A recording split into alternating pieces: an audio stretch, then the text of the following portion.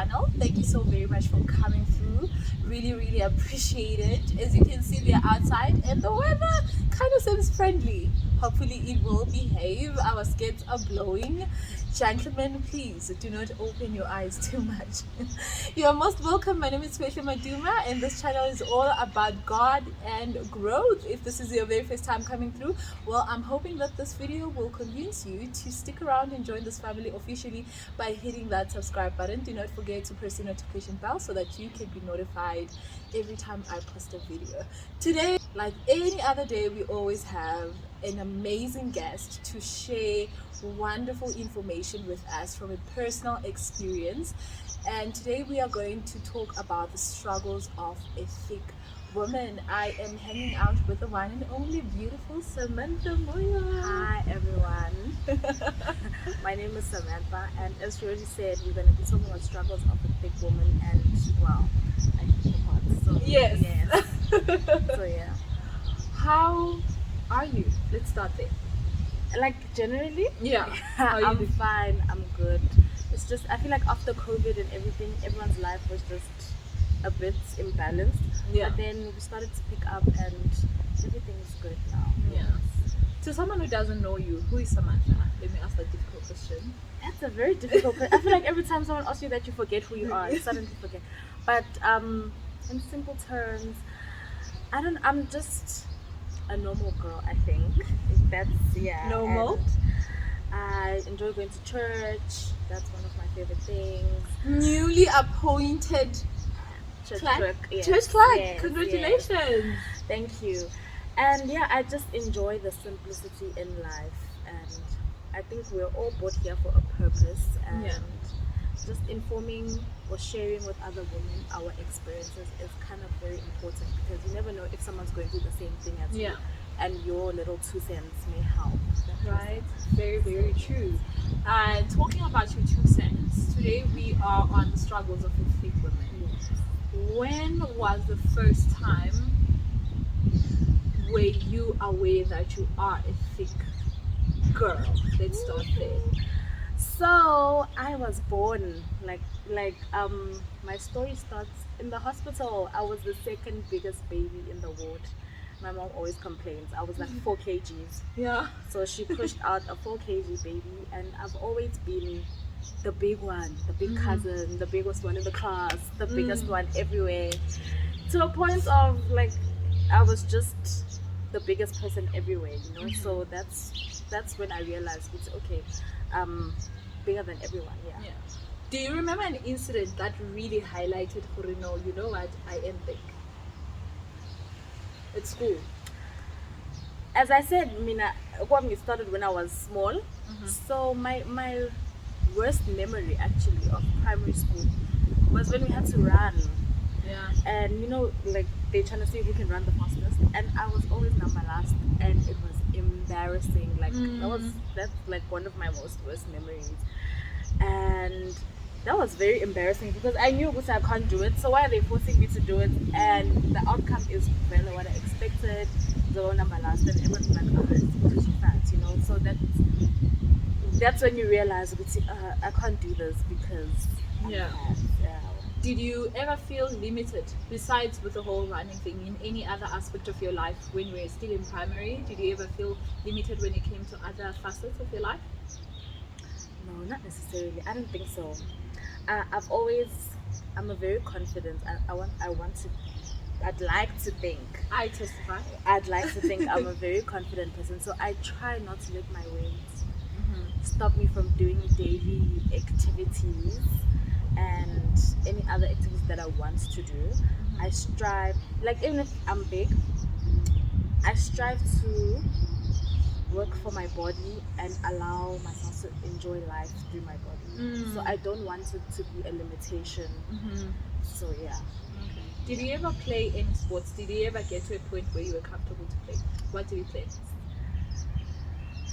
At school, I played netball and soccer, and yeah, I enjoyed it. But I was always a goalkeeper because running isn't my thing. Always a goalkeeper, netball goalkeeper. But obviously, I had to do the fitness and everything. Yeah.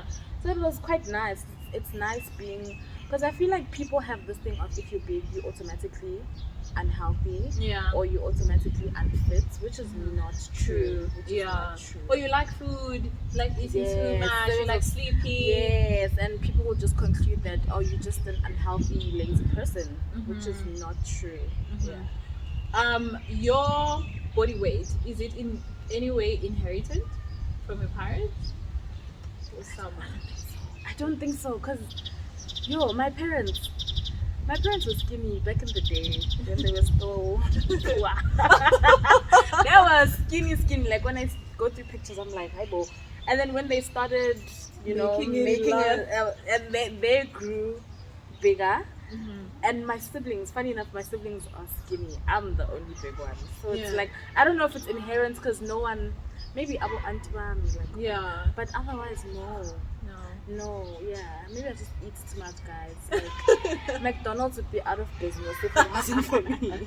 But Yeah, but I don't think it's inherent or anything like that. Yeah. but we definitely know that it has little to do with your eating because you were born like that. Yeah. Yeah. Back to school. Were you ever bullied? Was I ever bullied? I feel like you were the child not to mess with. I mean, kids, small kids, primary school kids, we all have a tendency. I mean, if you just notice kids, they will say anything. Yeah. You understand what I mean? Yeah. So I feel like as kids, yes, there's comments everywhere. Yeah, it's not bullied, but comments would fly. Do you Even- remember any incident in particular or certain words, labels that you were given? No, not because of my weight, guys. I don't want to lie, hey? No. I think the most thing I can think of, it's these days, like if I just meet, the other day actually an incident happened. I went to go fetch my little sister from her school, and the grade 1 was like, are you pregnant? I'm like, no, I'm not. I'm just big. So Yeah. that's the only incident I can remember. Yeah, but otherwise, no, I don't think I've been bullied Okay. for being.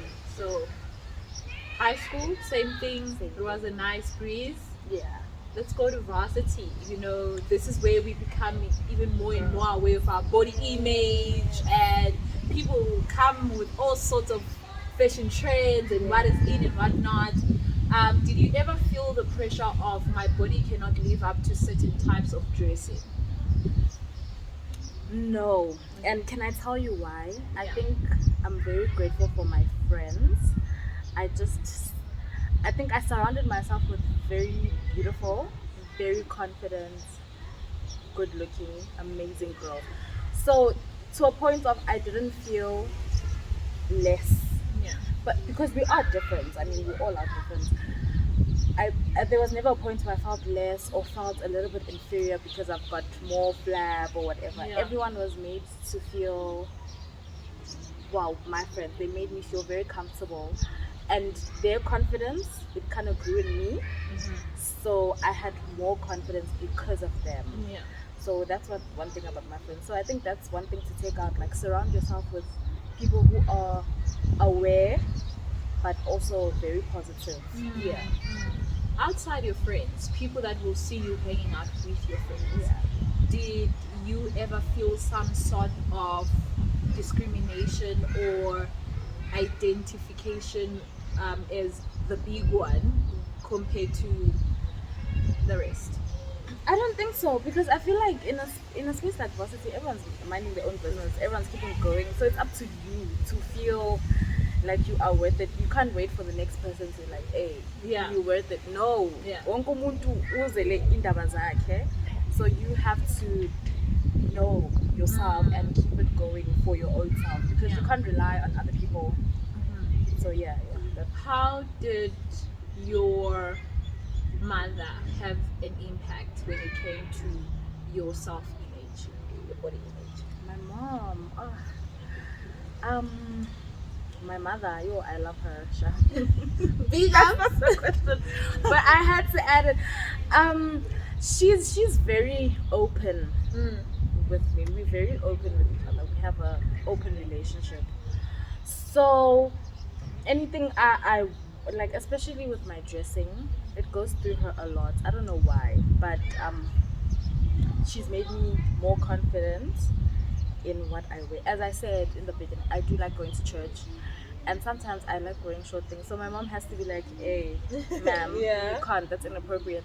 So, um, so she's the one who gives me confidence to be a lady. Like she's really influenced me to be a lady, a proper lady. So that's one thing about my mom. Yeah. That's great. It's very important to get that kind of reinforcement and encouragement for someone so close, because we are mostly broken by people that are very close to us. It's true. Yeah. And is there anybody close in your life that you can think of, without mentioning a name, that maybe might have made you feel a little bit negative about yourself? Okay, without mentioning names, Yes. right? I have gotten a comment. Like I don't know if Begadlala or what, but Yeah. like close. And then this is so difficult. No, someone called me.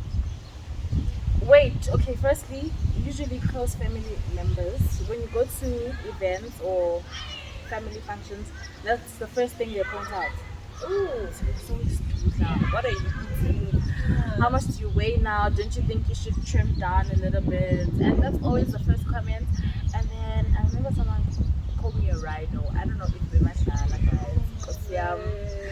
so it was a thing of, now I don't like it when people are commenting on my weight, because you may think you're joking, but now I have to think about that forever and ever. Yeah. That's how you see me. That's Yeah. not nice. Yeah. Ooh. Yeah. And relationship wise, let's get a little intimate. Yeah. When did you start dating? I started dating when I was 18 years Oh. old. Because that's when When you were legal. when I was legal, guys, when I was Want to break the rules? yeah. No, I felt like, well, in high school, I don't know if because there was limited boys or if I just wasn't that pretty or what. But in high school, I never got the gist of dating. I wasn't interested in it. But in varsity, I was 18, now making decisions like saying illegal man. Yes. And I got into relationships. Yeah. Yeah. And your first boyfriend, did you feel like your self-confidence was high and you were confident and you didn't need any validation from him about your weight, about how you looked? I had this thing. Of I'm only gonna date gents who look like me, so that I don't feel like a certain type of way. Do you understand what I mean? Like if we both look the same, we both can't judge each other. That was the mentality. If you big, I'm big. No one's judging anyone. So I think my first few relationships, it was like that. Yeah. And then after that, I decided, no, if you uktanda because of yourself, not because of your weight, not because of outside things. So then after, I started being interested in everyone because of who they are, and not because I felt like I was limiting myself. Because if I'm just gonna limit myself to because you're big, I'm big, it's the only reason we have in common. Yeah, so that means there is a deeper, problem that you have with your body image, and you need someone who's not going to focus on it. Yes, so that was the problem. So I had to work through that. So luckily it worked out. Yeah. How many? Okay, I think it's a bit deep to say how many relationships have you had. I've only been in two. In two relationships. Yes. And are you currently in a relationship? No. I'm struggling with that actually. Why? Why am I struggling with that? It has nothing to do with your No, body I don't think image. it has anything to do with my body image. I've worked through that. I think I'm not meeting the right people. Okay. because I only go to, right now in my life, it's very stagnant. I only go to two places, home and church. So if you're not gonna find me at home, you're not gonna find me at church, then I'm not gonna find anyone anywhere. So I think Okay. that's just my fault. Yeah. Okay. Yeah. Has God played any role in how you look at yourself and how you define yourself, not only as a thick woman, but a black thick woman? I, I definitely think so. Yes. There's this verse I like. It's "You are wonderfully and fearfully made." It just that verse, it gives me a sense of purpose. You see, if God took His time and made you, not only just made you, but He made you wonderfully and fearfully, it means that you have a purpose in life. Some way, somehow, there's something that you're here to do, and you have to first build yourself, your image, your confidence in order to help others. So I think that's how God has been, I think, played, religion has played that part. For me to be as spiritually well as I want to be, I have to be right in Nanaparat. Yeah. So yeah. What would be your break dealer when it comes to a relationship, in relation to how your partner comments about your body? There's a lot. Yeah. There's a lot. I don't like someone who's not aware that I'm big. Yeah. So if you're gonna be like, oh, but you're not fat, Like, oh, you look so slim. like, hi, no, I know it's you're not too. It's just the fact. Yeah. Please be aware of that. You know, and I feel like someone who always wants to put you down is not a good person. And if they use your body to do that, if you should really stay far away from such people. So yeah, deal breakers would be negatively commenting rather than building Yeah. or sponisane. Yeah. But if you're gonna negatively say something, knowing that's gonna hurt you, please. Yeah. No. Talking about that, how do you feel about asking your partner, how do I look? And they know you don't look good, but because they don't want to hurt your feelings, and deep down you're really hoping that they're going to say you look good, Yeah, and they tell the truth, yeah. or they don't tell the truth. Which one, which girl are you? The one who wishes the partner will tell the truth even if it will hurt you? Yes, they say it, of course, in a positive Yes, criticism yes, way, yes. but yeah, which one are you? I am. Please tell me the truth, but I'm not a fan of the harsh truth. Like, be harsh, guys. Like, Very nice. I'm a little bit nice. Be nice about it. Be positive about it. Build. Don't break. That's my thing. Please build. Have constructive criticism, but don't break. Yeah. What would you like someone who has never dated a fit girl before to be aware of? I think be aware that she's different. She feels a bit different because I mean society is always trying to put us down. So can I please get to a safe space where I feel like I'm important, praised, regardless of anything? Yeah. Yeah. You have a little sister. And as a bigger sister, you always want to protect, right? You grow up to a certain extent being labeled, not fitting Yeah. into a certain box. What would you like to say to younger ladies who might feel like they are not fitting into the typical box that the society expects them to fit into? I would say work hard at, do not conform. Don't try to conform. Don't try to fit in those boxes because one thing about our society, there's a finish line, and when you get there, it moves. When you get there, it moves. So you eventually not get to a place you're trying to get at, and you're gonna feel not to always take this cut. So work on yourself and be individual for yourself. Don't do it for anyone else.